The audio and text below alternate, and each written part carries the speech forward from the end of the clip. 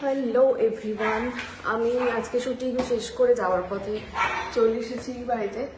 তো আর আমার এই রং মাখা অবস্থার কারণে যে এখন শুটিং চলছে, ব্লু চিৎকার করছে, এটা শুটিংয়ে চলছে এখন হোলির সিকোয়েন্স, সে কারণে এই রং এত, যে কারণে আসা এখানে সেটা হলো শার্টের প্রচন্ড শরীর খারাপ। হায় হায় হায় হায়, কি খাচ্ছে জানি, শরীর খারাপ। শরীর খারাপ আর কি মানুষ খাবে না? হ্যাঁ, কিন্তু এই যে আমি কেমন রোগা লাগছে,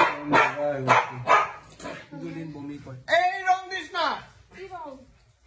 তোর হাতে রং না না, এটা কি না, না না, তোর হাতে রং দিচ্ছে। আমার শুটিং আছে কালকে, রং খেলে কেন তুই? আর রং খেলে আসেনি, শুটিং এ শুটিং এর এত রং, শুটিং তো সুন্দর, দু লাইন এরকম করে টানবে, দু লাইন এরকম করে না, এটা পুরো নাচ টাচ হয়েছিল। তার জন্য আপনাদেরকে চোখ রাখতে হবে জি বাংলায় সন্ধ্যে 6টায় যোগমায়াতে। আমাদের এখন হোলির রং খেলার দারুণ সব এপিসোড আসছে। দেখতে এলি? হ্যাঁ, হাতে করে কি আনলি? হাতে করে তোকে ছবি পাঠালাম তো। কোন কি তুই যে চকলেটটা খাস সেটা দোকানটাই ছিল না। মন থেকে সব দোকান প্রায় বন্ধ, এখানে একটা দোকান খোলা ছিল, সেখানে ওই ছবি পাঠালাম তোকে। ওই হ্যাঁ, মানে যেটা তুই খাস সেটা ছিল না এখানে। প্ল্যান করে চুপ কর রে, প্ল্যান করে। তো কি হয়েছে, এটা কি শরীর খারাপটা কি হয়েছে? বমি, তারপরে আগে বাজে খাওয়ার খেয়েছি হোটেলে। ওই জন্য আমি খাইনি, দেখেই তো তুই তো টুকটুক করে খাচ্ছিলি।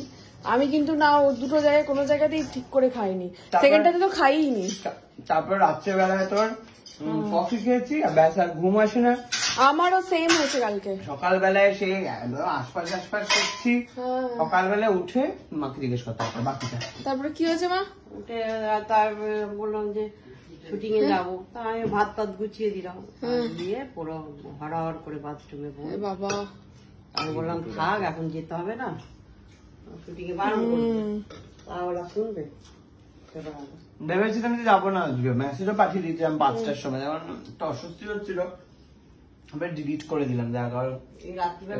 আবার হয় নাকি ঠিক আছে, এখন গিয়ে স্নান করব, করে তারপরে দেখা যাক ওঠে কি ওঠে না। অ্যাকচুয়ালি ঘুগনি রুটি আছে আমার জন্য, সত্যি আছে? হ্যাঁ, এই যে বললো এমনি বললো। হ্যাঁ, এমনি বললো, মানে সত্যি আছে না নেই বলো তো? আছে, বুঝলাম। শরীরটা আমার বড়ই খারাপ, কেউ আসেনি, আমাকে দেখতে কেউ আসেনি।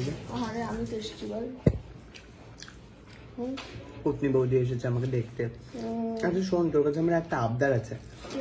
এই যে তুই একটা সিরিয়াল পেলি, যোগমায়া, তুইও তো সিরিয়াল পেয়েছিস। আমি দুটো সিরিয়াল করি না, দুটো সিরিয়াল করি। দুটো সিরিয়াল তো জগদ্ধাত্রী তো এখন ঠিক মানে করি না, যাই হোক নাম তো আছে। তো বক্তব্য হচ্ছে, বহু বছর আগে জুতো তোর কাছে বলেছিলাম যে সুস্মিতা আমাকে একটা দামি জুতো দে। ঠিক আছে, দামি জুতো, ছুটির দিন দেখে যাবো তুই আর আমি শপিং করতে। বলছে একলা বৈশাখের বাজার তোমা দেবে বলছে। কোন দিকে সূর্য উঠবে আজকে? সূর্য ওঠেনি তো, রাত। ওই জন্য সকালবেলা তুই উঠে তুই ভুলে যাবি, বলবি যে না এইসব তো আমি বলিনি কিছু। ওইসব আমি করবো না, নিয়ে যাবো তোকে। সত্যি নিয়ে যাবি? হ্যাঁ, আমি তোকে বলেছিলাম আমার মানে একটু কোনো সিরিয়াল পেলে তারপর তোকে কিনে দেবো। তখন বাজেট কিছু নেই তো, আমার যেটা পছন্দ হবে সেটা তো। হ্যাঁ শোন, আমরা তাহলে সাউথ সিটিতে যাবো, যেহেতু সব থেকে দামি দোকান, কারণ রোজগেরি বৌমা বাড়ির আমায় কিনে দিতে চাইছে।